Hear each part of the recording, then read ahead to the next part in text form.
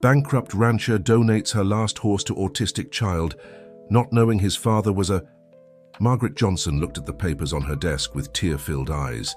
The bank had set a final deadline, 30 days to settle the debts, or Hope Ranch, which had been in the family for 4 generations, would be auctioned off. 3 years of relentless droughts and failed harvests had drained all her savings. That's when she heard the familiar whinny from the stable. Starlight, her last thoroughbred, the champion of so many regional competitions, seemed to sense her anguish. Since Arthur, her husband, had passed away 5 years earlier, Starlight had been her only companion in that vast expanse of red earth in rural Kentucky.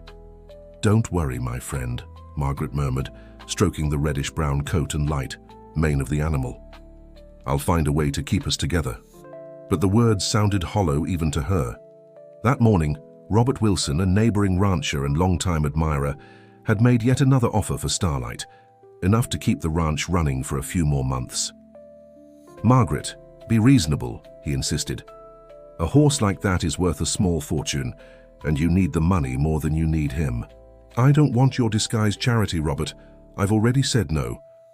"Stubbornness won't pay the bills, woman," he exclaimed, exasperated. Deep down, Margaret knew he was right, but selling Starlight would be like tearing out a piece of herself, the last living connection to Arthur, who had dedicated his life to horses. The next day, Margaret went to New Hope, the small town near her property, for another round of fruitless negotiations with the bank manager. With a heavy heart and shoulders weighed down by worry, she decided to take a walk around the town square before heading back to the ranch. That's when she saw something that would change the course of her life. In the small green area of the municipal park, a young woman was unsuccessfully trying to get a little boy, about 9 years old, to interact with a spotted horse. The boy kept his eyes fixed on the ground, rocking slightly back and forth, completely ignoring the encouragement. "Michael, look how pretty Butterscotch is," the woman said patiently. "Let's try touching him today?" But the boy remained in his own world, as if he hadn't heard. Something about the scene moved Margaret deeply. She approached slowly, watching with professional interest. After all, for years she had helped Arthur with horse training. "Excuse me," she said to the woman. "Does the boy have any special condition?" The woman smiled wearily. "Yes, Michael has autism. I'm Rebecca, his teacher at the special needs school. We're trying equine therapy, but Butterscotch is borrowed, and the owner just told me he was sold." At that moment, as if something magical had happened, the horse whinnied softly and moved toward the boy on its own. To everyone's surprise, Michael looked up for the first time, staring directly at the animal. His small fingers stretched out hesitantly, almost touching the horse's muzzle. "Oh my God," Rebecca whispered, tears in her eyes. "This is the first time he's shown interest in anything like this." But the moment was cut short when a man approached to take Butterscotch away. "I'm sorry, but I need to take him now. The new owner is waiting." The effect was immediate. Michael closed up again, his face twisting in distress as he began rocking more intensely. Margaret felt something tighten in her chest. Without a second thought, she spoke. "I have a horse. I can bring him for the next session." The words came out before she could even consider the promise she was making. How could she bring Starlight to town regularly, with fuel so expensive and the time she needed to dedicate to the ranch? But the hopeful look on Rebecca's face made her not regret it. "You'd really do that?" asked Rebecca, disbelieving. "Michael has a session every Tuesday. We've tried 3 different horses, but I've never seen a reaction like this." Margaret nodded, feeling strangely light for the first time in months. "Yes, I have to come to the bank weekly anyway. I can bring Moonbeam." Dear listener, if you're enjoying the story, take a moment to like and especially subscribe to the channel. It helps us a lot as we're just starting out. Now continuing, the following week, as promised, Margaret brought Moonbeam to town. The effort was immense. She woke before dawn, prepared the old trailer she barely used anymore, and drove the 30 kilometers to New Hope with her heart racing. Part of her feared what she was doing was foolish. Another part felt that for the first time in years, she was doing something truly meaningful. When she arrived at the park, Rebecca was already waiting with Michael. The boy looked the same as the week before, staring at the ground, rocking subtly back and forth. But something changed when Moonbeam stepped off the trailer. The horse, as if understanding his mission, walked calmly to where the boy stood. Michael, without any prompting, lifted his gaze. His eyes, usually distant, focused on the large animal before him. And then, to Rebecca's complete surprise, he reached out and touched Moonbeam's muzzle. "My God," whispered Rebecca, bringing her hands to her mouth. "He's never done that before." Margaret felt an emotion hard to explain. For a moment, the weight of her financial worries seemed less important. "Moonbeam has that effect on people," she said, trying to hide the lump in her throat. "My husband always said he had an old soul." The session lasted nearly an hour. Michael didn't speak or smile, but he stayed connected to the horse in a way Rebecca said was unprecedented. When it was time to leave, Margaret noticed something in the boy's expression. A shadow of sadness, perhaps the understanding that his new friend was leaving. "I can bring Moonbeam again next week," she offered, surprising herself. "We don't want to take advantage of your kindness," Rebecca replied.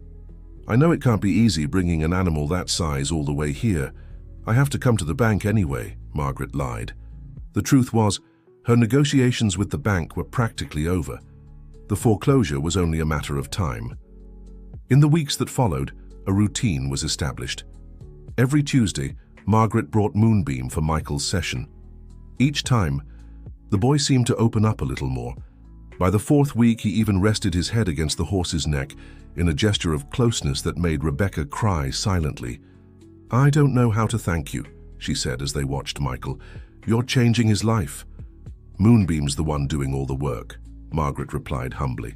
"I always knew he was special." "I'd like you to get to know Michael better," Rebecca invited. "I know you have a ranch to run, but if you could stay for coffee one of these days." Margaret hesitated. She had created a kind of persona for Rebecca, the busy rancher with everyday problems, not the desperate woman about to lose everything. The more time they spent together, the harder it would be to keep up the facade. But something in Rebecca's sincerity, in the way she devoted herself to Michael, made Margaret feel a connection she hadn't experienced in a long time. Maybe that's why she accepted the invitation. One Thursday afternoon, after dropping Moonbeam off in town for a special presentation at the school where Rebecca worked, Margaret drove to the small house on the outskirts of New Hope. It was a simple yet welcoming structure, with a well-kept garden and toys methodically arranged in the backyard. "Michael has his own order for things," explained Rebecca, noticing Margaret's gaze on the perfectly aligned toys. "Everything has to be in exactly the right place." Inside the house, Margaret got to know a bit more about Rebecca and Michael's life. Photographs showed moments from the boy's life, his birth, first steps, always with Rebecca by his side. Notably absent was any paternal figure. "Michael is just you and him?" Margaret asked cautiously as they had coffee in the small kitchen. Rebecca sighed. "Yes, his father, well, he couldn't handle the diagnosis. When Michael was 4 and the doctors confirmed his autism, he just left." "I'm so sorry," Margaret said genuinely. "It's been 5 years now," Rebecca replied with a sad smile. "I've learned to be both mother and father, teacher and friend. I just want Michael to have the best life possible." The conversation flowed naturally, like between old friends. Margaret realized it had been a long time since she'd opened up like this to someone. When the topic inevitably turned to the ranch, she felt tempted to reveal her real situation, but pride still won out.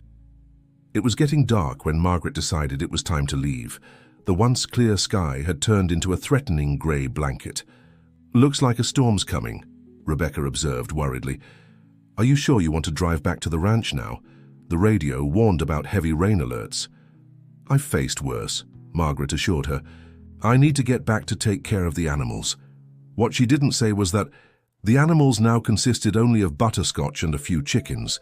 The rest of the herd had been sold to pay off debts. As she was about to get into the car, the first heavy drops began to fall. Within minutes, they turned into an impenetrable curtain of water. "You can't drive in this," Rebecca said firmly. pulling Margaret back onto the porch. "It's too dangerous, especially on the dirt road to your ranch." Reluctantly, Margaret agreed to wait for the rain to ease. Hours passed and the storm only grew worse.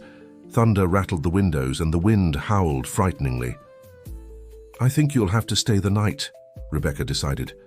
"I have a guest room." The idea of imposing made Margaret uncomfortable, but there was no alternative. To her surprise, the night at Rebecca's house was warm and welcoming.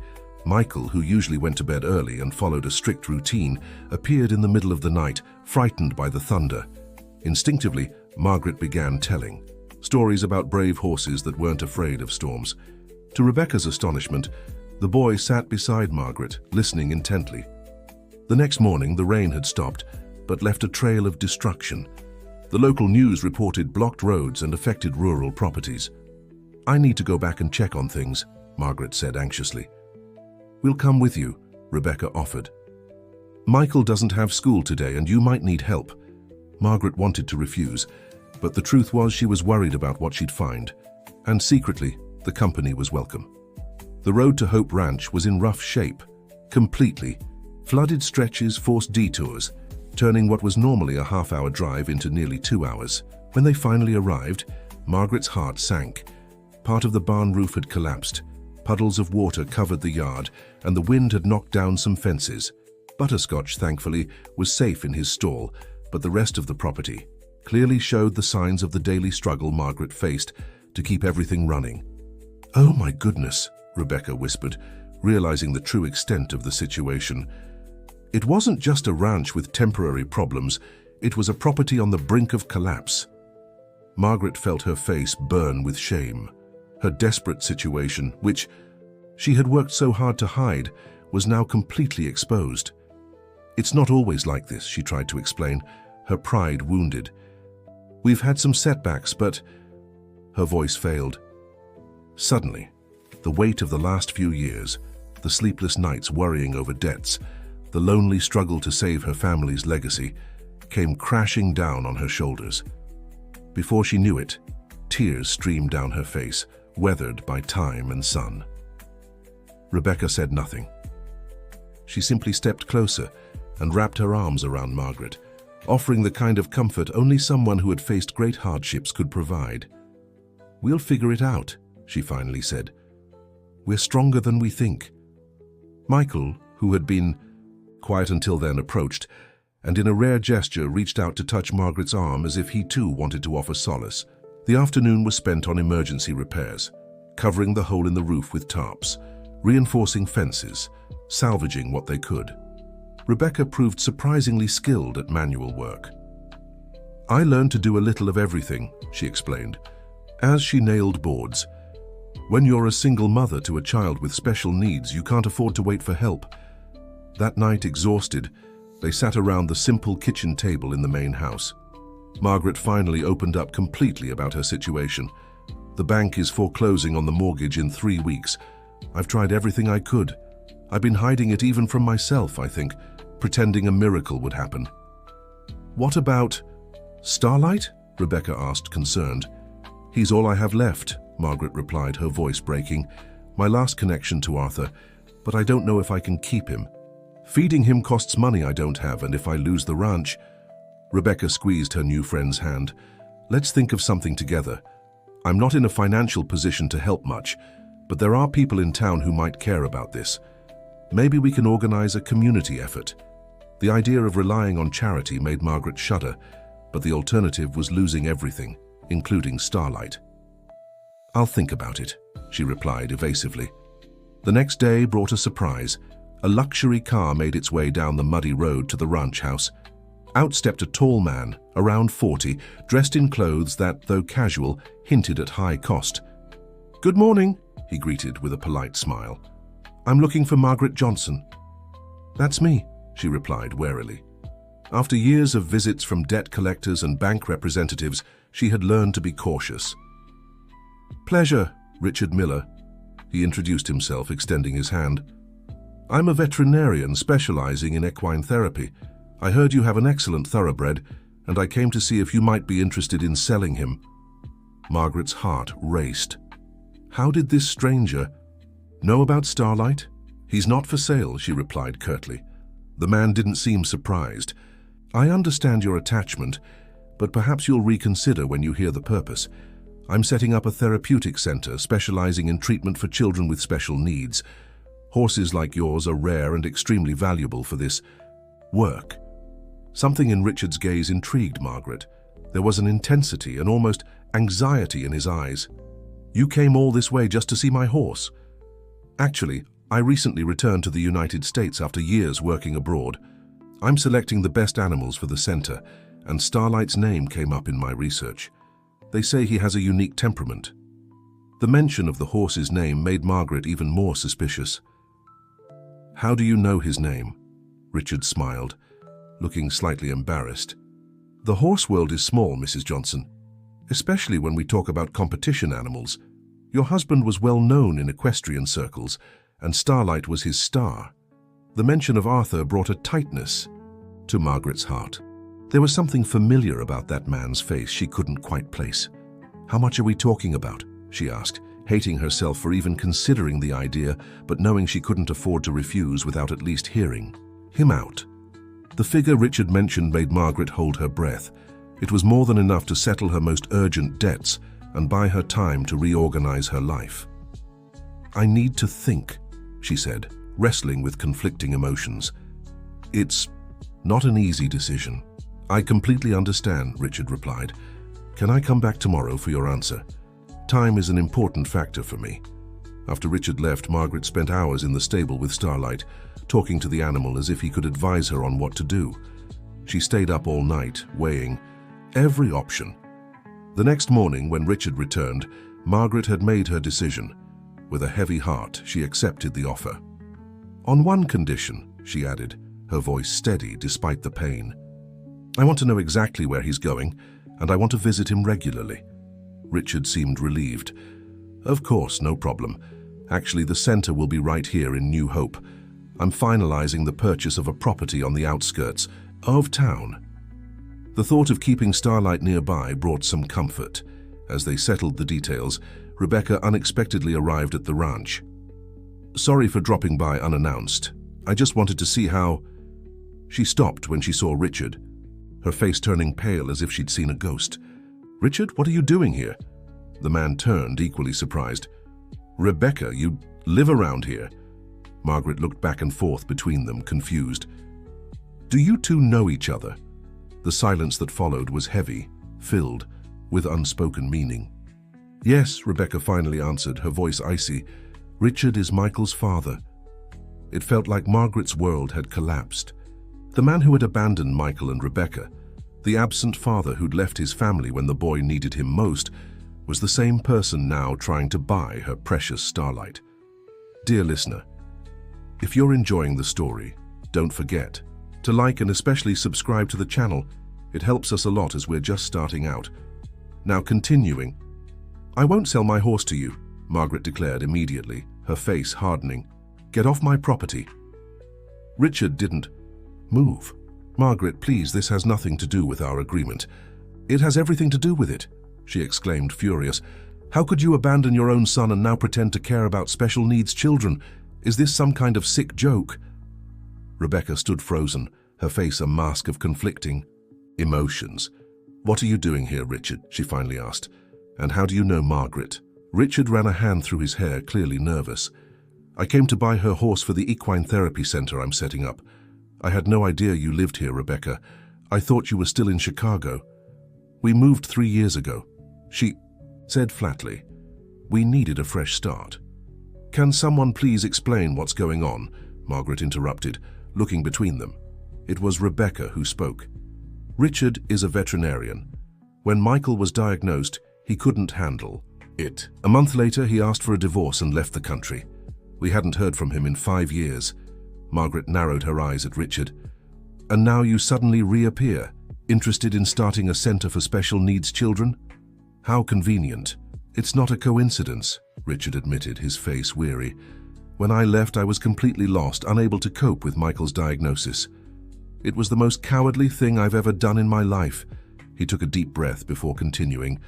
I went to the United Kingdom, where I ended up specializing in alternative treatments for autism. The last 5 years I dedicated to equine therapy, studying how horses can help children like Michael. Not a day went by when I didn't think of him. "And it never occurred to you to call?" asked Rebecca, her voice trembling with restrained anger. "We were your family." "I didn't have the right," he replied, clearly struggling. "Not after what I did. I thought you'd be better off without me." "And what changed?" she pressed. "I did. And when I finally had the courage to look for you, I found out you'd moved. I hired a detective who told me you were here in New Hope." "So you knew we were here all along?" Rebecca's disbelief was palpable. "2 weeks ago," he confirmed. "I came to town intending to reach out, but I didn't know how. I thought setting up the center first, showing I'd really changed." He sighed. "It sounds ridiculous now, I know." "It is ridiculous, Margaret." Agreed, still furious. "And using my horse as part of this plan? How did you even know about Moonbeam?" "It really was a coincidence," Richard assured her. "When I researched the area, your husband's name, Arthur Johnson, came up as a reference in horseback riding. I remembered seeing him in competitions years ago and found out his prize-winning horse was still active." Margaret felt violated, as if this stranger had invaded not just her property, but her most precious memories. "I want you to leave," she repeated, her voice quiet but firm. "The deal is off." "Margaret," Richard tried, "I know it all seems wrong, but my intentions with the horse are genuine. The center will help so many children, including Michael." "Don't use my son as an excuse," Rebecca exclaimed. "After 5 years, you don't have that right." Richard faced the two women, realizing no argument could overcome the distrust he'd created. "I understand. I'll respect your decision. Margaret." He pulled a card from his pocket and set it on the table. "In case you change your mind, or if you need any help at all." Margaret didn't even glance at the card. "I don't need your help." After Richard left, a heavy silence settled between the two women. Finally, Rebecca spoke. "I'm so sorry for bringing this drama into your life. I had no idea." "You don't have to apologize for anything," Margaret replied, still processing everything. "I'm just glad I found out the truth before selling Moonbeam to him." But despite her firm words, a doubt began to grow. What if Richard was sincere about his intentions for the therapy center? The money he'd offered for the horse would solve her most pressing problems. The alternative was likely losing Moonbeam to the bank, along with everything else. In the days that followed, Margaret avoided the subject, but the shadow of doubt lingered. Rebecca, meanwhile, seemed equally unsettled, swinging between anger and thoughtful silence. A week after the confrontation, an envelope arrived at the ranch. Inside was a check for the full amount offered for Moonbeam, along with a brief note from Richard. "The Equine Therapy Center will open regardless of your decision about Moonbeam. If you'd like to see the facility before deciding, I'm available." "The offer still stands. Either way, use the money as you see fit, no strings attached." Margaret was about to tear up the check when she heard a car approaching. It was Rebecca with Michael. "Sorry to drop by unannounced," she said, looking agitated, "but I need to talk to you." They entered the house, and after settling Michael, with some toys she now kept especially for him, Rebecca got straight to the point. "I went to see that center Richard is setting up." The revelation surprised Margaret. "Why?" "I needed to know if it was true or just another lie," Rebecca replied, her expression serious. "He really is building an incredible place, Margaret. State-of-the-art, with the best therapeutic equipment available." Margaret felt a twinge of doubt. "And you believe him? After everything?" "I don't know what to believe," Rebecca admitted, "but I saw the plans, met the team he's hiring. It's real, and it could help so many children, including Michael." Margaret looked at the boy who was playing quietly in the corner of the room. Since he had started interacting with Moonbeam, small but meaningful changes were visible. He seemed more present, more connected to the world around him. "I'll think about it," she said, putting the check in the drawer. That night, alone with her thoughts, Margaret mentally relived the moment she had met Michael and Rebecca in the park. The immediate connection between the boy and Butterscotch, the borrowed horse. The same connection that had formed with Moonbeam. Was she being selfish by denying other children the same opportunity, just out of pride and resentment toward Richard? The next morning she made her decision. She took Moonbeam personally to the address on Richard's card. It was a large property on the outskirts of town, with facilities clearly under construction but already impressive. Proper trails for therapeutic, riding, ramps for wheelchair access, specialized equipment. Richard was overseeing the work when he saw her arrive. For a moment, he seemed unable to believe his eyes. Margaret leading Moonbeam up the stone path to the center. "I changed my mind," she said simply as he approached. "But I have conditions." "I'm listening," Richard replied cautiously. "First, I want to keep helping with Moonbeam. I know this horse better than anyone and he'll need time to adjust. Second, I want everything to be transparent. No secrets or half-truths." Richard nodded solemnly. "You have my word." "Your word doesn't mean much to me," Margaret said bluntly. "Your actions do, I'll judge by those." As she handed Moonbeam's reins to Richard, Margaret felt a tightness in her chest. It was as if she were giving away a part of herself. But seeing the spark in her beloved horse's eyes as he explored the new surroundings, she knew she was doing the right thing. "He needs space to run," she explained, her voice slightly unsteady. "At least 2 hours a day, and he hates being alone for too long. Do you have a spotted horse that would be a good companion for him?" Richard realized she was referring to Butterscotch, the horse Michael had met in the park. "Yes, I bought him. Last week," he confirmed. "He'll be the perfect companion for Moonbeam." Margaret nodded, at least satisfied with that detail. "I'll be here tomorrow to see how he's adjusting." As she was about to leave, Richard called out, "Margaret, I wanted to thank you. I know you didn't do this for me." "I did it for Moonbeam," she replied honestly. "And for Michael, and for all the children who could benefit. You still have a lot to prove." In the following days, a routine developed. Margaret visited the center daily, monitoring Moonbeam's adjustment and, inevitably, observing the progress of the construction. It was impossible not to recognize that Richard seemed genuinely committed to the project. One afternoon, she found Rebecca also visiting the site. The tension between her and Richard was palpable, but there was something different, a kind of silent truce, perhaps for Michael's sake. "He invited Michael to be the first official patient," Rebecca shared, watching the boy interact with Butterscotch from a distance. "I still don't know if I should accept." "What does your heart tell you?" Margaret asked. "My heart is confused," Rebecca admitted. "Part of me is still furious with Richard. Another part sees the good this could do for Michael." "Perhaps you should let Michael decide," Margaret suggested. "In his own way, of course." On the day scheduled for the first official session, Margaret made sure to be present. Richard had meticulously prepared everything with the help of a specialized team, including occupational therapists and psychologists. When Michael arrived with Rebecca, his usually expressionless face lit up with recognition upon seeing Moonbeam.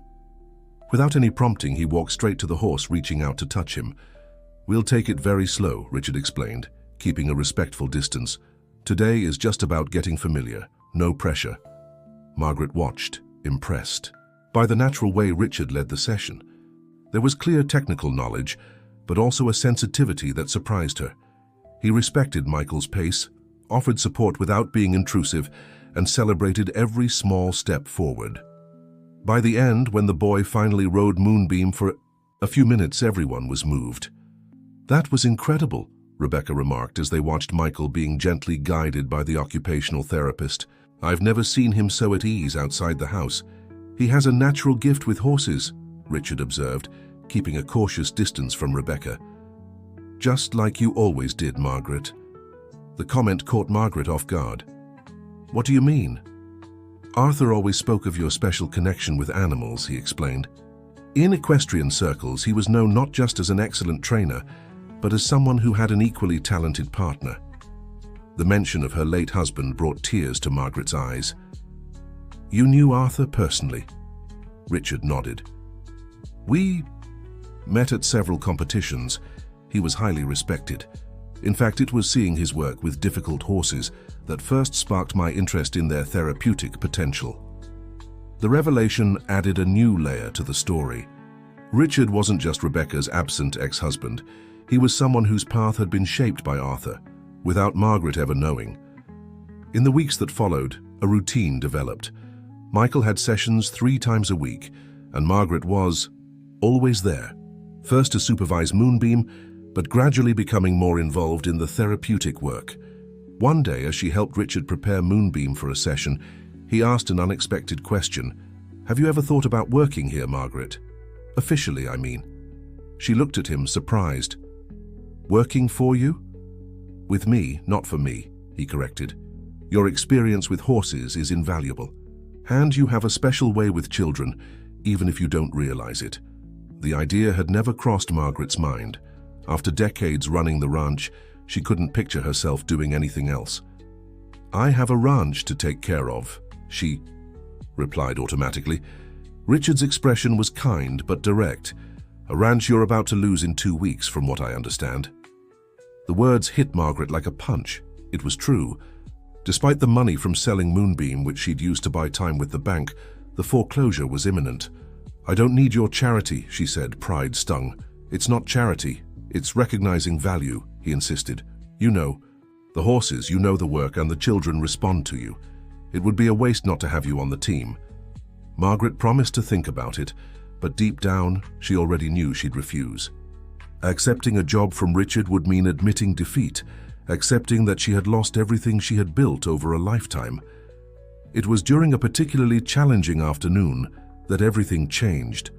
A fierce storm suddenly rolled in, unsettling the animals. Moonbeam, usually calm, showed signs of nervousness. Richard tried to calm him but failed. The horse grew increasingly agitated, threatening to knock down the stable partitions. "Let me try," Margaret offered. She approached slowly, murmuring words only she and Moonbeam understood. Within seconds, the horse began to calm, responding to the familiar presence of his old companion. "That's a gift," Richard remarked, genuinely impressed. "You can't learn that from books." Margaret shrugged, uncomfortable with the praise. "It's just experience." "It's more than that," he insisted. "It's a connection, a language of its own, exactly what we need here." That night, alone on the ranch that would soon no longer be hers, Margaret finally let herself cry.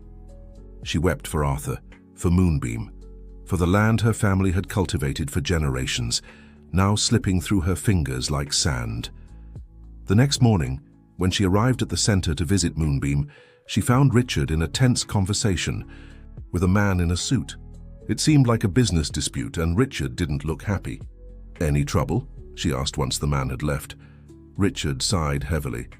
"Financial complications. The bank is questioning part of the center's funding. I thought that was all settled." "So did I," he admitted. "But bureaucratic. Issues are delaying everything. If we don't resolve it soon, we'll have to postpone the opening." For some reason, the news bothered Margaret more than she expected. There was something about the center, the way the children responded to the horses, that had awakened something dormant inside her, the same passion she had shared with Arthur for so many years. "How much time do we have?" she asked. 3 weeks at most," Richard replied. "I'm doing what I can, but..." Margaret made an impulsive decision. "I'll help. Not for the center or for you, but for the children. And for Moonbeam." Richard looked genuinely surprised. "I appreciate that, but how?" "I still know a thing or two about horses," she answered, a faint smile on her lips, "and about convincing stubborn people." In the days that followed, Margaret threw herself into preparations for the center's opening. She worked tirelessly, training the horses, helping organize the spaces, contributing decades of experience. Rebecca, now officially working at the center as an educational coordinator, watched Margaret's involvement with growing admiration. "I've never seen you so energized," she remarked one afternoon as they reviewed session schedules. "Just keeping my mind busy," Margaret replied evasively. But the truth was different. For the first time in years, since Arthur's passing, Margaret felt truly alive. Working with the horses and special needs children gave her a purpose. She had lost when the ranch's troubles began piling up. One afternoon, while organizing equipment, she stumbled upon a folder labeled with Arthur's name. Curious, she opened it. Inside were articles, newspaper clippings, and detailed notes, on the pioneering work her husband had done with troubled horses. "What is this?" she asked, confronting Richard when he arrived. He looked embarrassed. "Research. Your husband was one of the first in the US to document the therapeutic benefits of horses. I studied his work extensively during my specialization. Why didn't you ever mention it?" "I thought it might be intrusive," he admitted, "given our complicated circumstances." Margaret flipped through the documents, remembering every moment. The afternoons when Arthur worked informally with children from the area, using horses to help them overcome trauma and difficulties. The dream he had of expanding this work someday. He always wanted to do something like this, she murmured, more to herself than to Richard. A place dedicated to equine therapy, but we never had the resources. He was a visionary, Richard agreed, far ahead of his time. That discovery changed something inside Margaret.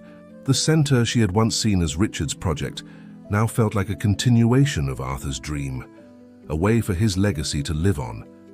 That night, she made a decision. She found Richard in the makeshift office he kept on site. "I have a proposal," she said firmly. "I want to be part of this center not just as an employee, but as a partner." Richard looked at her, surprised. "What do you mean?" "I have 20 acres of land that weren't included in the mortgage," she explained. "It was my grandmother's dowry, registered separately. We can expand the center there, create a larger space with proper tracks for therapeutic competitions." The offer caught Richard completely off guard.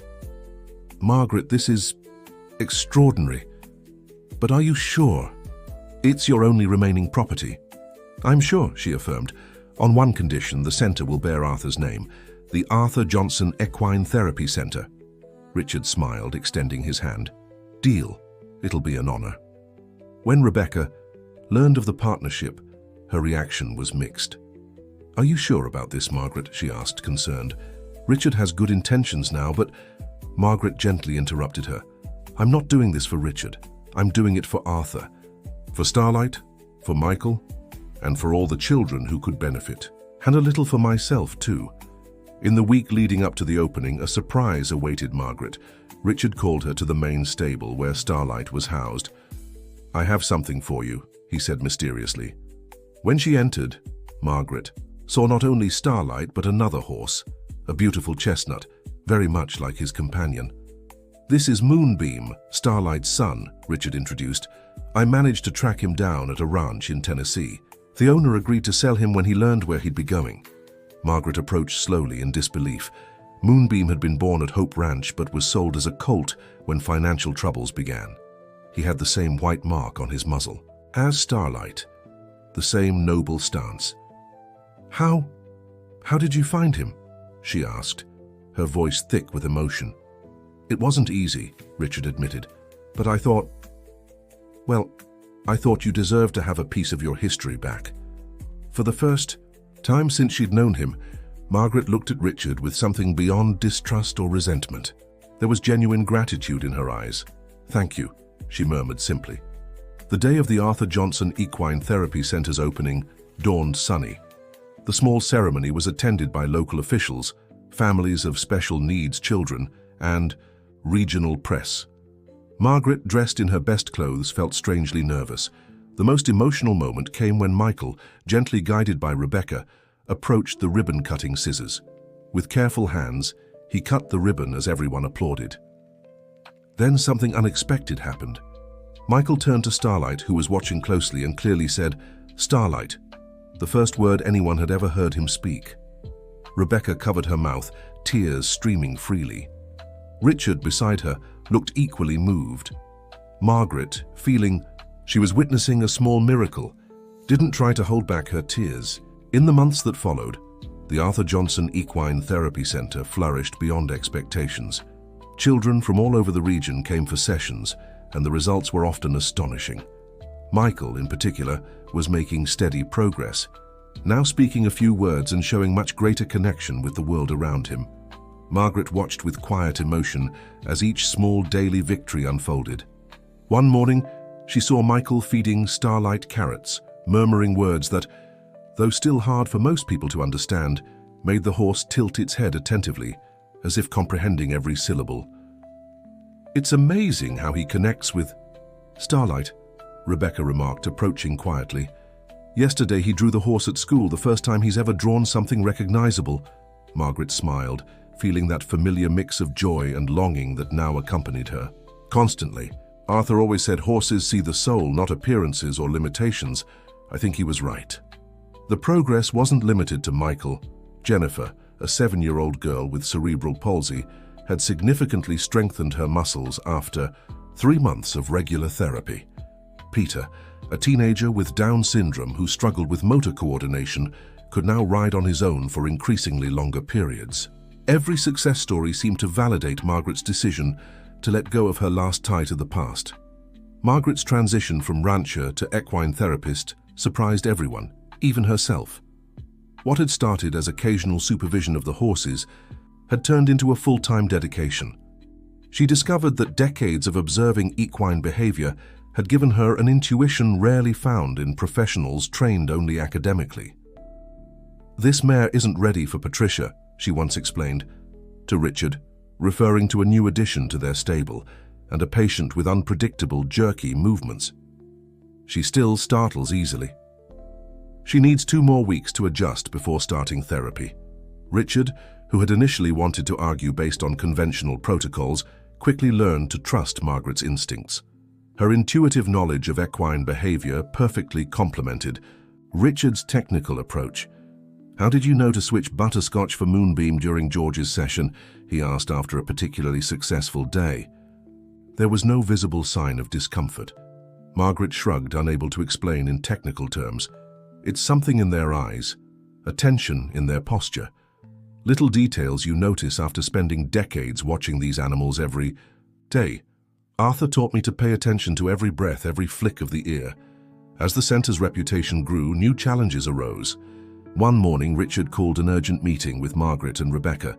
"We have a dilemma," he explained, showing a printed waiting list. "There are 32 families waiting for openings, some traveling from towns over 120 miles away. Our 8 horses and current staff can't keep up. We need to expand," Rebecca concluded pragmatically. "Yes, but how?" Richard questioned. "We're already using all the available space, and the team is stretched thin." Margaret, who had been silent until then, looked up from the papers. "I have an idea, but I'm not sure you'll like it." She took a deep breath before continuing. "Hope Ranch was auctioned off 2 months ago, but from what I've heard, the new owner won't occupy it until next year. We could negotiate a temporary lease for the stables and riding arenas. They're top-quality facilities just sitting empty." Richard and Rebecca exchanged hesitant glances. Returning to the old ranch would be emotionally difficult for Margaret. "Are you sure, Margaret?" Rebecca asked gently. "Wouldn't it be too painful?" Margaret smiled with that serene expression she had developed over the past few months. "A year ago I would have said yes, but now—" She paused briefly. "Arthur always said that places are just places. What matters is what we do in them. I think I finally understand what he meant." Expanding to Margaret's old property was a complex but necessary process. The new owner, a businessman from Chicago, who had bought the ranch as an investment, agreed to a temporary lease after learning about the work done at the center. They set up a 1-year contract, renewable for another 6 months. The first time Margaret officially returned to Hope Ranch, now as an equine therapy coordinator rather than the owner, was filled with mixed emotions. Every corner brought back memories, some painful, others comforting. The old barn where Starlight was born. The paddock where Arthur used to train his horses. The porch of the main house where they had so often watched the sunset together. "Are you okay?" Richard asked, noticing her distant gaze as they inspected the stables. "Yes," she replied, surprised by the sincerity of her answer. "Actually, it's good to see this place getting a new life. Better than sitting abandoned, waiting for someone who only sees it as an investment." The expansion to Hope Ranch also marked a new phase in the relationships between the main characters in this story. Rebecca, who had initially kept a professional distance from Richard, began to notice significant changes in his behavior. It wasn't just his commitment to the center or to Michael, but a deeper transformation, as if his years abroad had truly shaped a different man from the one who had left her. One afternoon, while Margaret worked with a new mare that had just arrived at the center, Rebecca found Richard in his office, surrounded by reports and case studies. "Still working?" she asked, catching him off guard. "It's almost 9 at night." Richard looked up, visibly tired. "I'm reviewing the progress data from the latest sessions. Philip's case is particularly interesting. After 6 sessions, When was the last time you slept 8 hours straight?" Rebecca interrupted, noticing the dark circles under his eyes. "I don't know. Maybe before coming back to the United States," he replied with a weary smile. "There's so much to do and time is short." Rebecca sat in the chair across from his desk, watching him with an expression that mixed concern and curiosity. "Why did you really come back, Richard? And don't give me the story about the center. You could have done that anywhere." The direct question caught him off guard. For a moment he seemed to search for an elaborate answer, but then his shoulders slumped in surrender. "For you all," he admitted finally. "For Michael, for you, and for myself, I guess. I spent 5 years trying to run from the guilt, burying myself in studies, volunteer work, anything that could convince me I was doing something useful, something to make up for my cowardice." "And did it?" she asked, her voice neutral, without accusation. "No," he answered simply. "Nothing makes up for leaving you all. But I realized I could spend the rest of my life punishing myself, or try in some way to make a difference now. That's when I started researching equine therapy centers in the United States and saw the opportunity." His honesty took Rebecca by surprise. She had expected the usual excuses, maybe some emotional manipulation, but found only raw truth. In the days that followed, she began to see him in a new light. The way he tirelessly worked with each child, how he spent hours studying more effective methods for specific cases, how he brought the latest international research to the team. One evening, after a long day of work, they found themselves alone in the new administrative headquarters set up at Hope Ranch. The rain poured heavily outside, bringing back memories of that first storm that had marked their reunion. You know what hurt me the most?" Rebecca suddenly said, breaking the silence. "It wasn't that you left, it was that you didn't fight. Not for Michael, not for us." Richard nodded slowly. "I didn't know how to fight back then," he admitted. "When the diagnosis came, it felt like the whole future we'd planned had crumbled. It wasn't just about me or about us. It was about not knowing how to be a father to a child with autism. The fear of failing was so big that disappearing seemed easier." "And now?" she asked. "What changed?" "I changed. Or maybe I found a version of myself that was ready to face the challenge." He paused, choosing his words carefully. "In the United Kingdom, I worked at a center for autistic children. At first it was just a job, a form of self-imposed punishment. But then I met a boy named Tyler. He was 9, just like Michael is now. And he didn't speak, didn't make eye contact. His parents were exhausted, close to their breaking point. Richard recounted how through equine therapy, he watched Tyler slowly emerge from his isolation, how he witnessed the moment the boy, for the first time, looked directly at the therapist and smiled. That's when I realized I could make a difference. Not just for Tyler, but potentially for Michael, if I had the courage to come back and try." Rebecca took in the story silently, feeling the last barriers around her heart begin to soften. "I think it's time we leave the past behind," she said, not looking directly at Richard. "For Michael's sake." Richard nodded, visibly moved. "That's all I've ever wanted, Rebecca. A chance to be the father I should have been from the start." The relationship between them, though still marked by scars from the past, slowly began to evolve into something new. A partnership focused on Michael's well-being and that of the many other children who now depended on the center. It wasn't an easy path, filled with uncomfortable moments and difficult conversations, but every small progress Michael made seemed to pave the way for reconciliation. The expansion to the old Hope Ranch didn't come without challenges. One morning, Margaret arrived to find Richard in a heated phone argument. "Impossible. The agreement was clear," he argued, his face tense. "No, we won't accept these terms. We'll find another solution." When he hung up, he explained the situation to Margaret. "The landlord is reconsidering the lease. Apparently he's received an offer to sell the ranch immediately to a big agribusiness group. They're offering well above market price. The news was a blow to the center's plans. They had already invested in facility upgrades and established routines with new patients. "How much time do we have?" Margaret asked, ever practical in the face of adversity. "2 weeks to decide whether to buy the property or find another place," Richard replied, running his hands through his hair in frustration. "The problem is, we don't have the resources to compete with that group. We've already invested everything we had into expanding the original center." Margaret took in the information silently. After all they'd achieved, they now faced the risk of a major setback. "Let's think of alternatives," she said, with the same determination that had kept her standing through the ranch's years of crisis. "There's always a way." In the days that followed, a quiet mobilization began in the small town. Families helped by the center, small business owners who supplied materials, staff and volunteers all looked for ways to contribute. Mrs. Wilson, owner of the only inn in New Hope, organized a charity event. The local newspaper published a lengthy article about the center's positive impact on the community. Even the mayor, initially skeptical about the project, publicly expressed his support.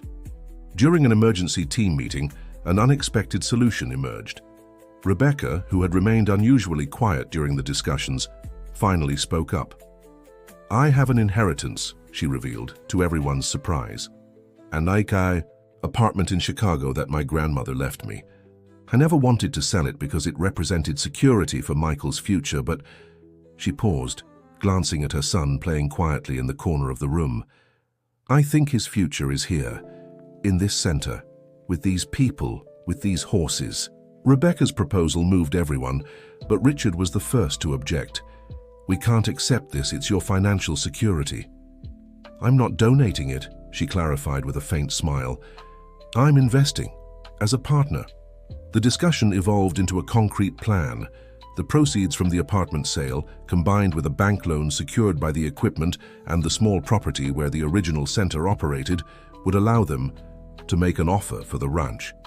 Even so, the amount was still significantly lower than what the agribusiness group had offered. The final decision rested with the current owner. The response came unexpectedly. On a rainy afternoon, a luxury car parked in front of the center. Out stepped a distinguished gentleman in his 70s, elegantly dressed, accompanied by an assistant. "I'm looking for Dr. Richard Miller," he announced to the receptionist. Richard, summoned hastily, immediately recognized the visitor, Theodore Murray, the businessman who had purchased Hope Ranch. "Mr. Murray, what a surprise," he greeted, extending his hand. "We weren't expecting your visit." "I like to see firsthand where I invest my money," the businessman replied, carefully observing the surroundings. "I heard you're interested in buying my ranch. We made an offer, but we understand there are higher bids," Richard replied diplomatically. Theodore asked to tour the facilities and, most importantly, to see the work being done. For nearly 2 hours, he silently observed the therapy sessions, asked technical questions about the methods used, and briefly spoke with some families. As the visit concluded, he requested to meet Margaret. "So you're the former owner," he remarked when they were introduced. "It must be hard to see your ranch in someone else's hands." "It was, at first," Margaret admitted honestly, "but I found a new purpose." The businessman studied her with genuine interest. "My granddaughter has Down syndrome," he revealed, surprising everyone. "She loves horses, but in Chicago, opportunities for this kind of therapy are limited. That's why I was intrigued when I heard about your work." The revelation brought a new perspective to the situation. What had seemed like a simple real estate transaction now took on personal significance. "Mr. Murray," Richard interjected, "we understand our offer is below market value, but I assure you every penny will go toward expanding this work." The businessman waved his hand dismissively. "I have enough money, Dr. Miller. What I'm looking for is results." He paused, watching an ongoing session. "Here's what we'll do. I'll sell you the ranch for the amount you offered, with 2 conditions. First, my granddaughter will have priority for sessions when she's visiting the area. Second, you commit to training professionals who can bring this methodology to other parts of the country." The deal was sealed that same day, much to the joy of the entire team. Hope Ranch, now renamed the Arthur Johnson Advanced Equine Therapy Center, was about to begin a new chapter in its history. 1 year after the inauguration of the expanded center, during a small private celebration, Richard surprised everyone with an announcement. Thanks to the center's success and new partnerships with universities, we've received approval to expand the project, he declared, looking especially at Margaret. We'll build additional facilities on Margaret's original land, creating the country's first equine therapy research center, with training courses for professionals from across the United States. The announcement was met with enthusiasm, particularly by Margaret, who finally saw Arthur's dream growing beyond what he had ever imagined. The news of the expansion into a research center sparked a wave of excitement among the team, but also brought new concerns and responsibilities. 2 days after the announcement, Margaret found herself alone in the main stable, meticulously grooming Moonbeam, a ritual she performed whenever she needed to organize her thoughts. "Are we moving too fast, old boy?" she murmured to the horse, who responded with that serene attentiveness that always comforted her. Arthur always said rapid expansions could compromise quality. The horse whinnied softly as if understanding her worries. "I agree. We need a well-structured plan," she replied to the whinny, smiling to herself as she realized she was talking to the animal as if it could answer. That same afternoon, she called a meeting with Richard and Rebecca to share her concerns. "A research center means additional responsibilities," she explained, while showing the meticulous notes she had made. "We need to ensure the expansion doesn't compromise the quality of our current care." Richard admired the level of detail in her considerations. "You've really thought of everything," he remarked, impressed.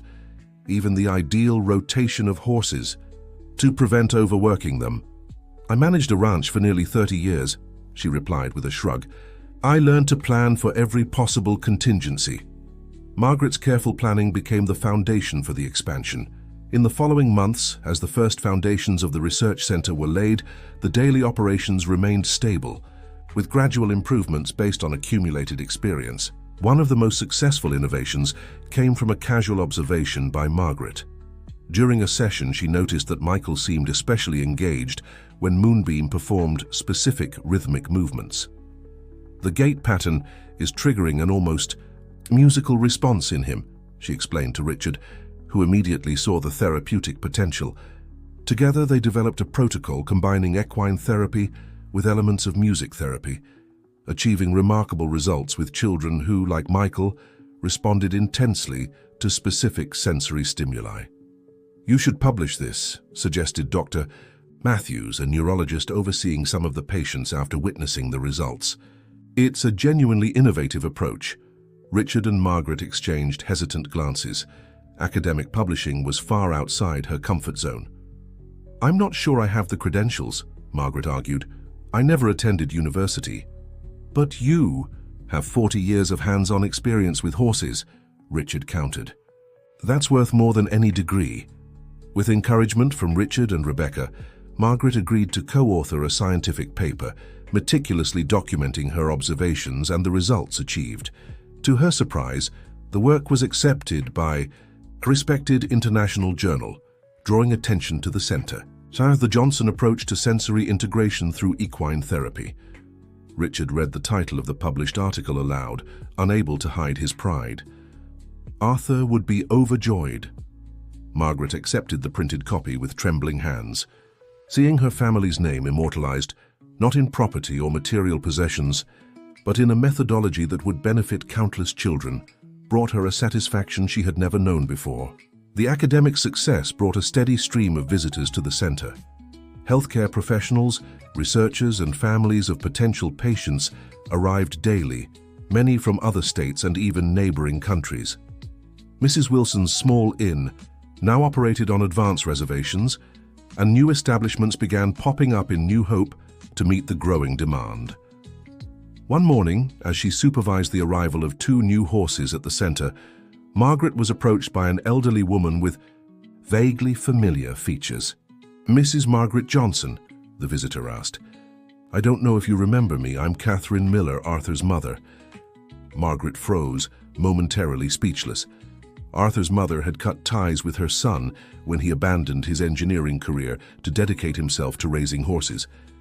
Even after his marriage, she had kept her distance, refusing all invitations to visit Hope Ranch. "Mrs. Miller," Margaret finally managed to say, "of course I remember you. What a surprise." The woman, now over 80, had the same determined gaze Margaret recalled from brief encounters in the past, but her expression seemed softer now, perhaps mellowed by time. "I saw a report about this place on television," she explained. "When they mentioned Arthur's name, I knew I had to see it for myself." The unexpected visit from her mother-in-law brought back unresolved memories and questions. As she showed her around the facilities, Margaret wrestled with resentment over the years Arthur had suffered under his mother's disapproval. "My son was right and I was wrong," Mrs. Miller said abruptly, as if reading her daughter-in-law's thoughts. "I thought he was throwing away his future with this horse business. Now I see he saw possibilities no one else did." The raw honesty of the confession caught Margaret off guard. "He would have been happy to hear that," she replied, her voice thick with emotion. "Too late for that, I know," the elderly woman sighed deeply. "But perhaps it's not too late to see the legacy he left behind." In the days that followed, Mrs. Miller became a constant presence at the center. At 83, she surprised everyone with her energy and eagerness to learn. She quickly earned the respect of the staff and the affection of the children, who fondly called her Grandma Kathy. For Margaret, the reconciliation with her mother-in-law marked the closing of a painful chapter. Arthur, in his lifetime, had never gained his mother's approval for his work with horses. Now his legacy received not just recognition, but her active participation. One afternoon, as they watched a session with Michael, who could now not only ride on his own but also guide Starlight through simple exercises, Mrs. Miller made an observation that deeply moved Margaret. "Arthur would be proud not just of the center but most of all of you, of how you turned loss into something so meaningful." That evening, as she watched the sunset from the porch of the small house she still kept on the original property, Margaret reflected on the unexpected path her life had taken. The ranch she once believed was her whole life was now in others' hands, but in its place, she had found a greater purpose, deeper connections, and a way to honor Arthur's legacy that went beyond land and possessions. Starlight and Moonbeam grazed peacefully in the nearby field, free and content. In just a few months, new facilities would begin to rise on that land, no longer for farming, but for healing and transformation. And somehow, it felt exactly as it should be. The sound of an approaching car interrupted her thoughts. It was Rebecca with Michael. "I hope it's not too late for a visit," she said, smiling. "Never," replied Margaret, welcoming them with a hug. Michael, growing more talkative by the day, ran straight to where Moonbeam was grazing. The horse, recognizing his little friend, approached gently. The scene, bathed in the glow of the setting sun, was heartbreakingly beautiful. "Sometimes I still wonder if all of this is real," Rebecca remarked, watching her son. 2 years ago, I'd lost hope of ever seeing him connect with the world like this." Margaret nodded, understanding perfectly. "Life has a strange way of surprising us," she replied. "When I lost Arthur, I thought I'd never find purpose again. When the ranch started failing, I thought I'd lose everything that defined me. And now you're transforming lives," Rebecca finished. "Including mine and Michael's." A third car approached. It was Richard, bringing documents for Margaret to sign, the final plans for the center's expansion. Seeing the three of them together peacefully, something that would have seemed impossible a year ago, Margaret felt a deep sense of peace. Life had taught her that in moments of greatest despair, when we think all is lost, we might just be at the beginning of a brand new journey. Richard approached, as respectful as ever.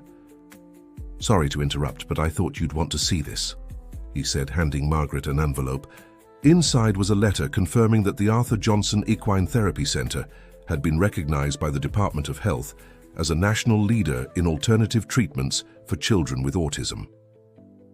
"It's official now," he smiled. "Arthur's dream isn't just alive, it's helping change the treatment paradigm across the entire country." Margaret's eyes filled with tears. She thought of Arthur, how proud he would be to see the legacy he'd unknowingly left behind. She thought of Moonbeam, the loyal companion who, even far from the original ranch, remained a symbol of hope. And she thought of herself, the bankrupt, a rancher who'd found a new beginning when she least expected it. Just then, Rebecca quietly approached and sat beside her, respecting her moment of reflection. "You know what amazes me about you, Margaret," she finally said. "Your ability to start over. Most people would have given up after losing so much." Margaret smiled, discreetly wiping her tears. "I had no choice," she replied simply. "Or maybe it was Moonbeam who taught me to move forward. Horses don't look back, you know? They're always focused on the present, on what's right in front of them." Rebecca nodded thoughtfully. "Michael taught me something similar," she admitted. "When we found out about the autism, I spent months obsessing over what might have caused it, what I could have done differently, until I realized he wasn't worried about any of that. He was just trying to make sense of the world in his own way, in the present." Their conversation was interrupted by Richard's return, bearing news about new funding approved for the research center. As they discussed the details, Margaret noticed something different in the dynamic between Richard and Rebecca. There was a lightness, a subtle closeness that hadn't been there before. "You two seem different," she commented when Richard stepped away to take a call. Rebecca blushed slightly. "We're trying," she admitted. "It's not exactly a fresh start, but maybe a new version of what we once were. More mature, less idealistic, more aware of each other's flaws." Margaret smiled, genuinely happy for her friend. "Arthur used to say that the best horses are the ones who fall, get back up and return to the track, wiser after the stumble. I think people are much the same." In the months that followed, the center continued to thrive. The training program for professionals from other regions officially began, bringing therapists, doctors, and educators from across the country to learn the methodology developed there. One of Margaret's greatest joys was watching Michael grow. The boy who once lived isolated in his own world now not only communicated, albeit in a limited way, but had become an informal assistant of sorts during sessions with new children. "He has a natural gift," she remarked to Rebecca after watching him calm a nervous little girl during her first session. "It's like he speaks the language of horses and children at the same time." "The doctors say he still has many challenges." "Ahead," replied Rebecca, ever the realist. "But compared to where we were 2 years ago, it almost feels like a miracle." Margaret, who was never one for grand expressions, allowed herself to agree. Yes, a miracle built day by day, with hard work and love. On the center's 2nd anniversary, a special ceremony was held. Local officials, representatives from partner universities, healthcare professionals, and, most importantly, the families they served gathered to celebrate their achievements. The most emotional moment came when Michael, accompanied by Richard and Rebecca, led Moonbeam into the center of the specially decorated arena. To everyone's astonishment, the boy who 2 years earlier could barely make eye contact now stepped up to the microphone adjusted to his height. "Thank you, Moonbeam," he said in a clear voice, though still with the distinctive intonation of children with autism. "Thank you, Margaret. Thank you, Mom and Dad." There wasn't a dry eye in the place. Margaret, who rarely showed emotion publicly, let her tears flow freely. Michael's journey symbolized, in a way, all of theirs, filled with obstacles, moments of despair, but also small and great victories. Later, when everyone had left and the night settled peacefully over the ranch, Margaret visited the small memorial they had built for Arthur at the center's entrance. A simple plaque with his photo and the words, "A man who saw beyond the horizon." "Hey, you were right, old man," she murmured to the smiling photo. "Horses really can heal souls." And so, under the starry sky of the American countryside, the story of the rancher who lost everything, only to find a greater purpose, continued to unfold, touching more and more lives and proving that sometimes our greatest losses can become our most precious gifts. The end. Dear listener, if this journey has touched your heart, share your thoughts with us. Has Margaret's story changed your perspective on new beginnings? Leave a like, comment, and subscribe for more soul-warming stories. Your company is our greatest reward. Dear listener, if you're enjoying the story, take a moment to leave a like and especially to subscribe to the channel. It helps us tremendously as we're just starting out. Now, continuing.